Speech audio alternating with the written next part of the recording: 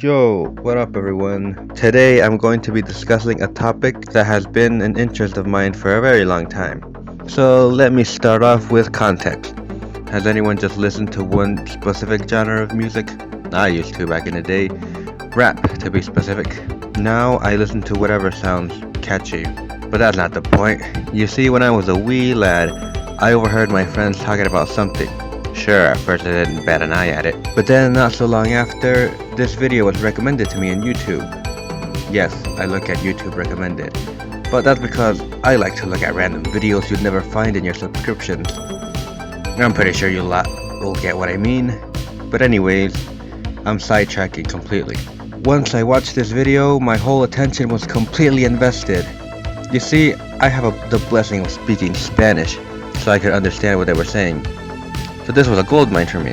At first, I thought this was like written and then performed, but to my surprise, there's a competition completely different that is solely dedicated to that. This is the art of freestyle rapping. Okay, so at the moment of realizing this, I immediately searched for more, and to my surprise, its popularity was still somewhat uprising. So the community around it was very passionate about the art, not the artist.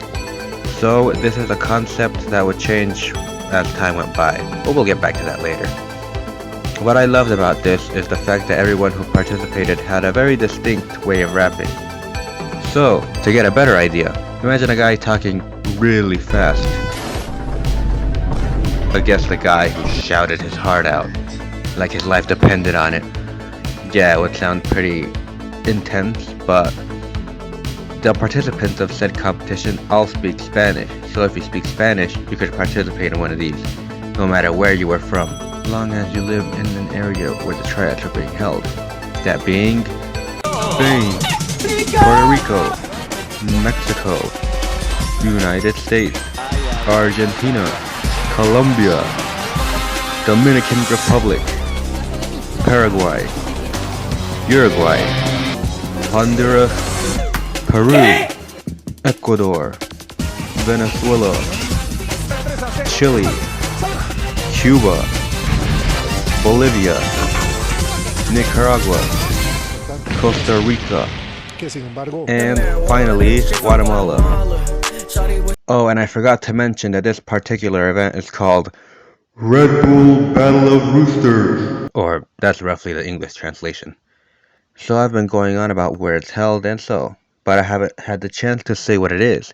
I mean, it's pretty straightforward, consisting of rapping in a way that it appears verbal combat, where the artists try to outdo each other with clever and creative rhymes. The goal is to attack and verbally abuse the opponent with clever rhymes that can reference events, make comparisons and metaphors, and showcase technical skill in a way that makes your opponent seem inept. Physical contact is not allowed, and any aggressive behavior will result in a disqualification, except when it doesn't. The fan base. Yep, that always comes back to this. Okay, so back in like 2007 to 2018, these events I think were free. I may be absolutely wrong, but I'll fact check that later. Regardless though, the people that would attend these events were looking for a music festival. If the event was held in Spain, the rapper from Spain would have a huge advantage over everyone else because of playing at home, you know, like in football, how everyone is cheering on that single team from that place. The most notorious case was in 2016. Held in Peru, the rapper by the name Jota was this year's hometown hero. Everyone in his country loved him.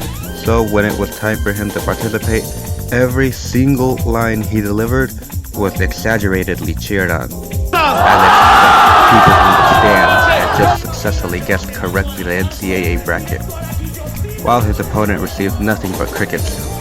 For fuck's sake, there was less tension in a funeral than what was happening here. They even threw a bottle of water at one of the contestants, distracting him completely from the battle. Eventually he made it to the finals, as you do, where he lost to Skone, a rapper from Spain, who was relatively unknown at the time. He went through heaven and hell to get there.